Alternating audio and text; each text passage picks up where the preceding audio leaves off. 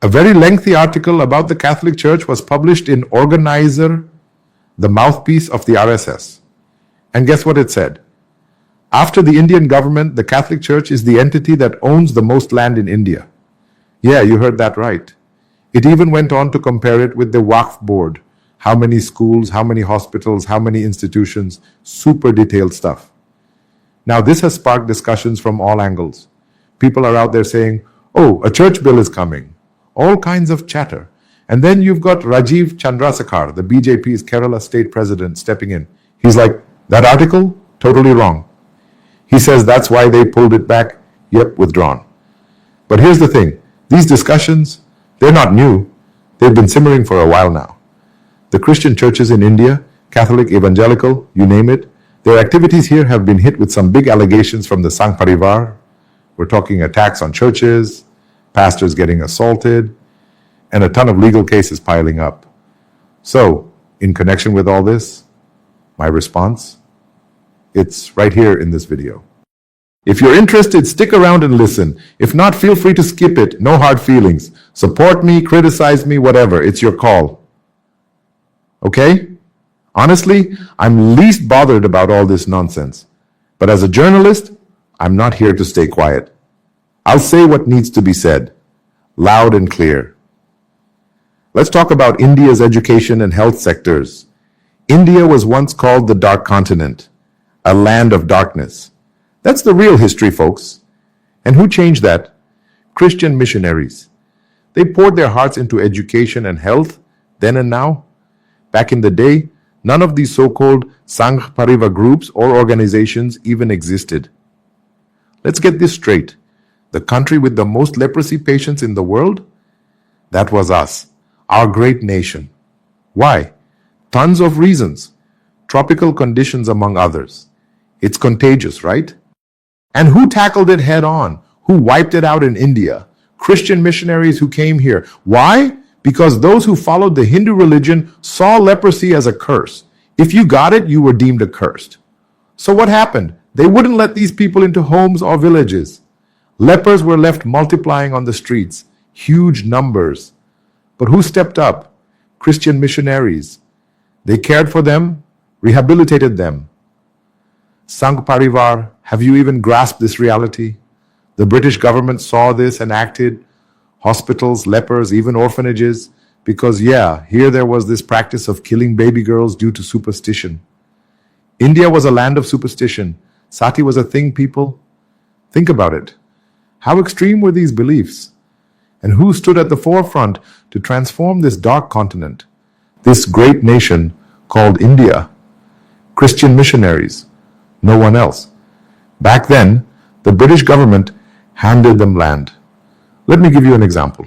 In Kerala near Kayamkulam, there's a place called Nooranad. They had a leprosy hospital there, a sanatorium, massive property. And after leprosy was eradicated in Kerala, guess what's there now? A camp for a central paramilitary force. Same deal across India. They needed places to stay, right? So the British gave them plenty of land. Catholics, Christian community, whoever, because they were the ones serving these people. Sangh Parivar, listen up. Thousands of Christian missionaries and health workers gave their lives for this land, serving these people.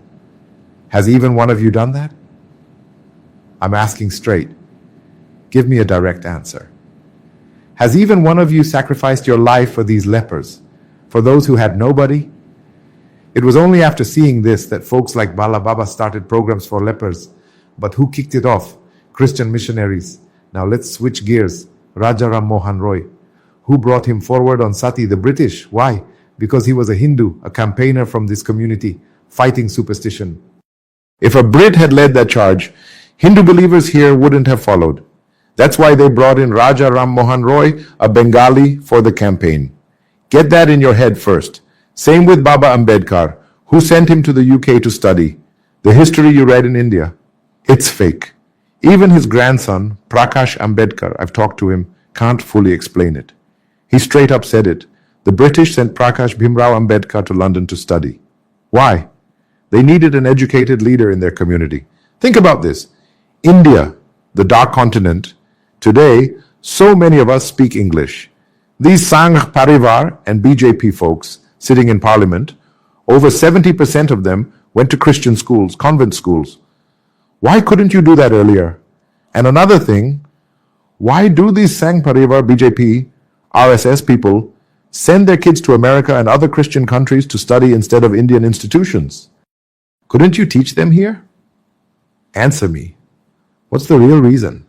Oh, it's a developed nation, right? So they go study there. How many people do they convert in America? Even one? Nope. Conversions, programs. It's all by choice over there. That's how it works. Here's another question. The British ruled India for 200 years. How many did they convert? Straight question. If they'd converted the Dalits and Adivasis back then, direct question.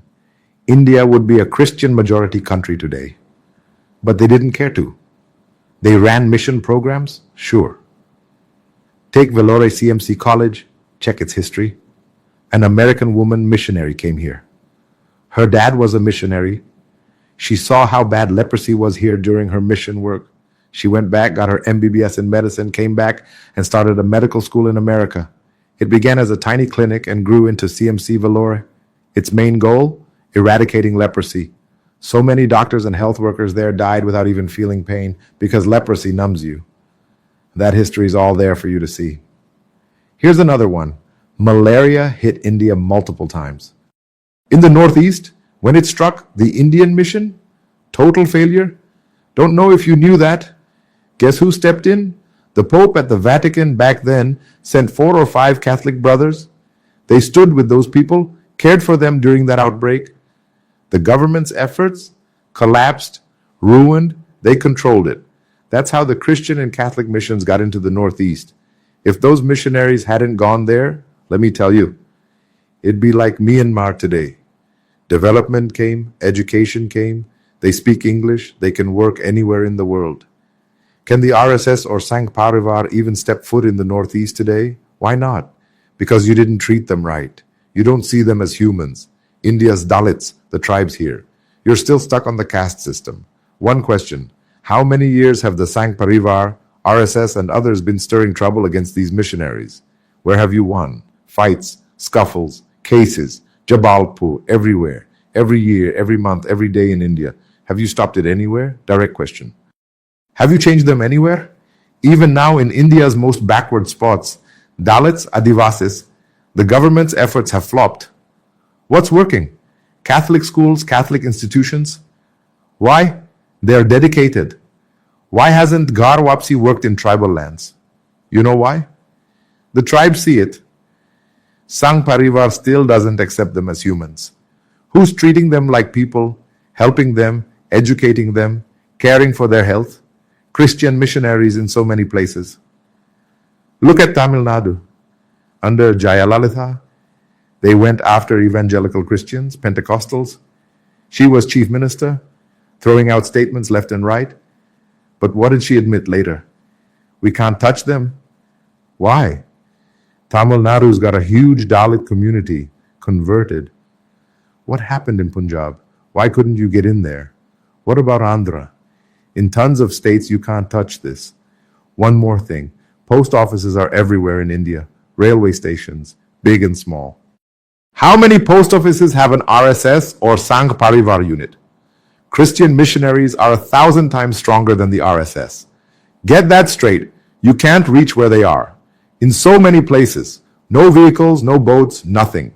They found people there, convinced them. Simple. They shared God's love and affection. What's wrong with that? Do you accept them? No.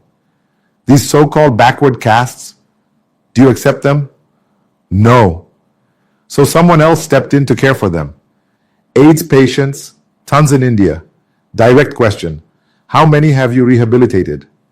I can show you where the Catholic Church is doing it. What money are they taking for this? These patients are dying, yet Catholic institutions are feeding them, caring for them. Where's the Sangh Parivar? I'm from Delhi. I've seen almost every corner of this India.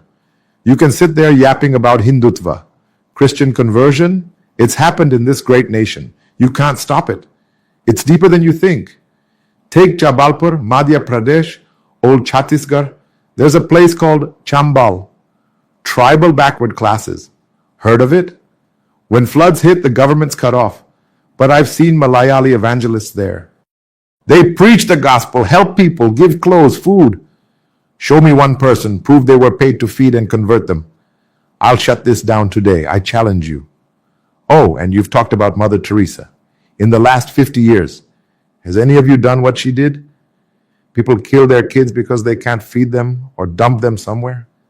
Mother Teresa took them, raised them, called them hers. What did she do wrong? You can't do that. India was starving. Families couldn't cope. She said, don't kill the kids, took the lepers, cared for the sick. Is that the biggest crime against you, Sangh Parivar? Can you do anything anywhere? Do it. No matter how much you fight. Christian missionaries and gospel workers have pierced India. Look at Tamil Nadu, Punjab, Haryana, the border belts. You can't reach there. That's the success story. Can you reach the Northeast? Anywhere? You can't even get close. That's the reality. Then you spout nonsense. Catholic Church grabbed this, churches grabbed that. What did they grab? Whose property? The British gave them land for mission work. Sanitariums for leprosy. Leprosy's gone. The land's theirs. Tons of places like that. Stop the nonsense. They're converting people. Can you do it? Take them back. Feed them. Give one guy 100 rupees, 1,000. You've got money, right? They'll come back, won't they? Cut the foolishness. And don't you dare question a Christian's patriotism. None of you Sangh Parivar folks are big enough for that. My family? 7 people fought in the 1971 war. How many Sangh Parivar families can say that? 7 altogether in 1971. You're not there yet. I told an RSS guy, this many from my family, how many from yours? You're not ready to challenge Indian Christians on patriotism. He's Indian too. He fought for India. India's in his blood. He's Indian for life. So don't try intimidating Christians here or the Catholic community I'm talking about. They're miles ahead of you. Education, health, believing in building this nation. That's what Christian groups in India stand for. Organizer waltzing in with RSS Sangh Parivar brain trust nonsense? That won't fly here. Old news. The government didn't raise these missionaries. Congress didn't. Sangh Parivar didn't. Whatever politics are out there in other states, whatever is happening, why back English education here?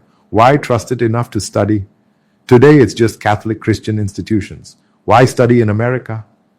And while you're at it, why don't Hindus who go to America come back? I'll flip the question. Answer that too. Christians in India stand for India. No Sangh Parivar member is grown enough to challenge them, and they never will.